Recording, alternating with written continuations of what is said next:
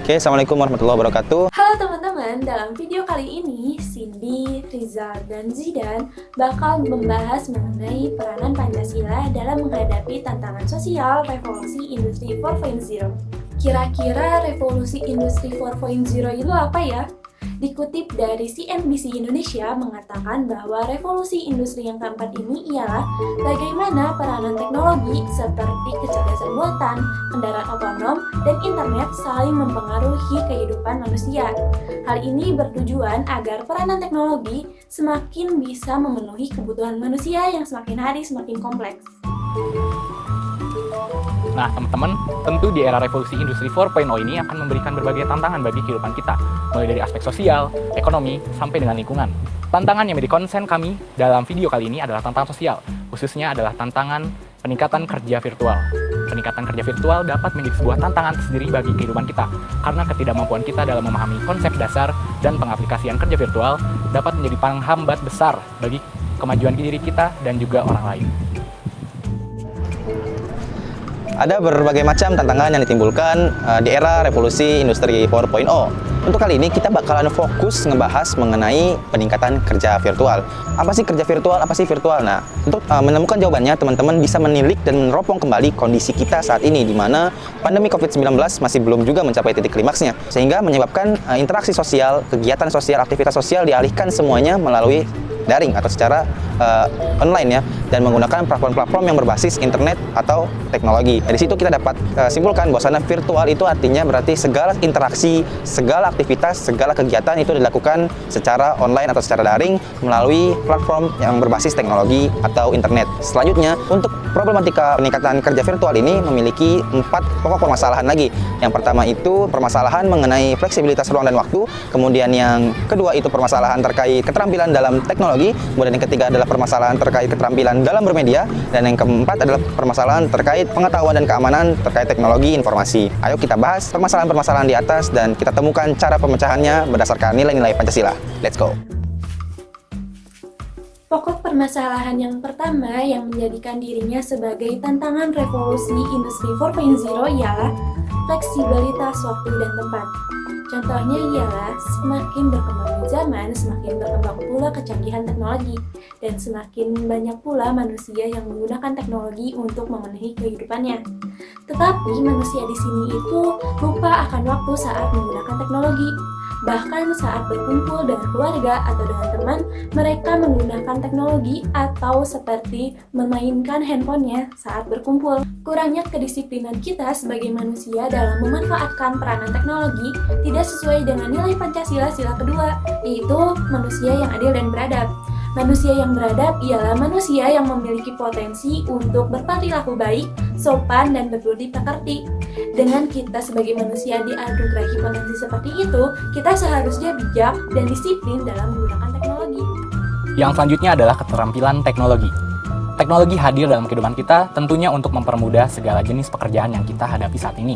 Pemahaman akan teknologi ini tentu penting agar masalah yang kita hadapi bersama dapat terselesaikan dengan cepat dan juga efisien.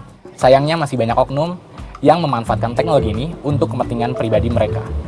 Bila kita merujuk pada sila ketiga Pancasila, yaitu Persatuan Indonesia, tentu hal ini akan terhindarkan.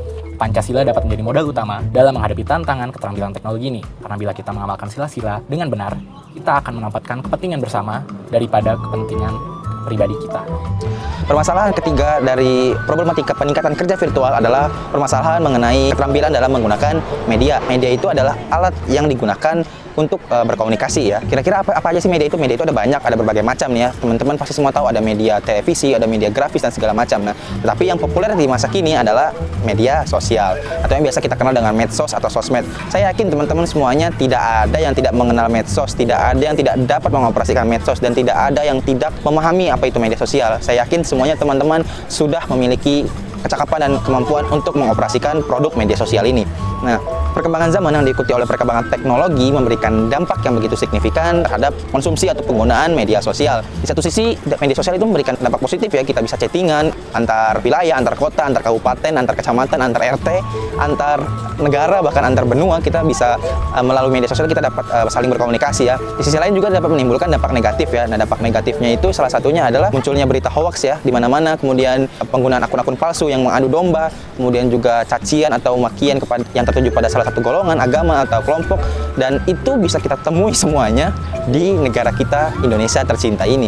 Nah, pasti teman-teman punya pertanyaan nih, gimana cara memecahkan problematika dan permasalahan tersebut, gimana solusinya, apa upaya solutif yang dapat menyelesaikan ya atau mengurangi dampak negatif dari penggunaan media sosial. Cara terbaik yang bisa dilakukan untuk memecahkan problematika dan permasalahan ini adalah dengan cara mengimplementasikan nilai-nilai Pancasila yang tadinya dilanggar. Ya, contohnya misalkan implementasi nilai ketuhanan dengan cara kita menghargai sesama, saling memberikan komentar yang baik terhadap orang lain yang berbeda agama dengan kita. Yang kedua, bisa mengimplementasikan nilai persatuan dengan cara menghargai perbedaan, menghargai sesama bangsa, sesama warga ya. Karena kita tetap satu negara, satu cita-cita, satu tujuan, satu bangsa. Maka kita harus saling menghargai dan saling menghormati agar integrasi bangsa, integrasi sosial pun akan terwujud. Dengan demikian, kita dalam bermedia sosial itu tumbuh sikap perdamaian dan juga sikap kekeluargaan di antara sesama warga negara dan bangsa Indonesia. Sip. Pokok yang keempat yang menjadikan dirinya tantangan revolusi industri 4.0 ialah pemahaman mengenai keamanan teknologi informasi. Maraknya pencurian data online di cold storage menjadikan pokok permasalahan penting. Karena dengan adanya pencurian ini, data yang kita miliki dapat digunakan secara yang tidak-tidak oleh orang lain. Hal ini tidak sesuai dengan peranan Pancasila dalam sila pertama, yaitu ketuhanan yang Maha Esa. Kita sebagai manusia yang merupakan ciptaannya, tidak boleh melanggar aturan yang telah diberikan. Oleh karena itu, Pancasila hadir di sini sebagai pedoman untuk masyarakatnya dalam menghadapi revolusi industri 4.0. Nah, teman-teman, kita udah sampai ke dalam akhir video ini. Dari pemaparan sebelumnya, kita dapat menyimpulkan bahwa Pancasila dapat menjadi modal utama kita untuk menjawab tantangan-tantangan yang ada dalam revolusi industri 4.0 ini. Oke, demikian teman-teman semuanya. Terima kasih sudah menyimak video kami sampai dengan selesai. Semoga teman-teman bisa mengimplementasikan nilai-nilai Pancasila di dalam kehidupan sehari-hari dan tetap menjaga nilai-nilai Pancasila di tengah tantangan revolusi industri 4.0. Tetap semangat. Salam Pancasila, salam Indonesia, satu Indonesia.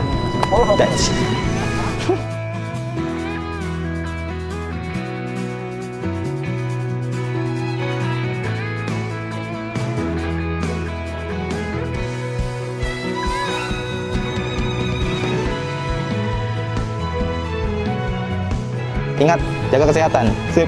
Masker, jangan lupa masker. Oke, sudah.